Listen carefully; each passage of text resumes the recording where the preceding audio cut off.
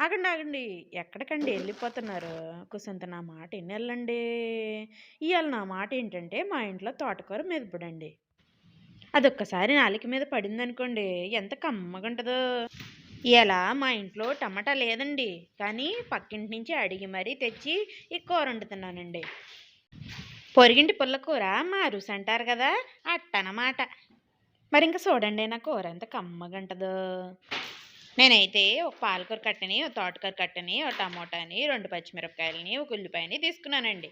తోటకూర శుభ్రంగా కడిగేసేసి, అందులో టమాటాలని, ఉల్లిపాయలు, పచ్చిమిరపకాయలని ఒక చెట్లో పెట్టేసి, నిమ్మకాయ సైజంత చింతపండు, కారం, ఉప్పు, పసుపు వేసుకుని, నీళ్లు, నూనె పేయకుండా పొయ్యి మీదకి చట్నీకిచ్చుకున్నానండి.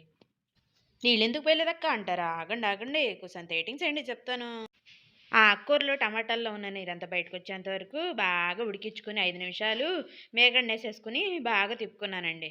ఆగండి, ఆగండి. నెయ్యి గూడా ఏసుకోవాలండి. నెయ్యే అసలైన టేస్ట్.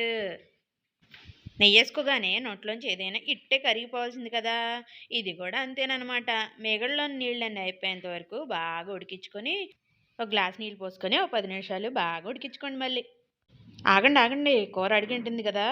కూర అయిపోయిందనుకుంటున్నారేమో! ఆ తోటకూరని బాగా మెదిపేసుకొని తాలింపు పెట్టుకోవాలండి.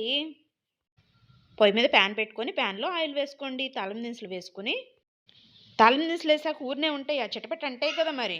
2 ఎండుమిరగాయలేసుకొని, 4 చిల్లుల్లిపాయలేసుకొని, కరివేపాకేసుకోండి. ఇప్పుడు ఈ తాలింపుని తీసుకెళ్ళి ఆ సెట్లో ఏసుకొని బాగా తిప్పేసుకోండి. మరి ఈ వీడియో నచ్చిందా? సబ్స్క్రైబ్ బటన్ నొక్కండి మరి.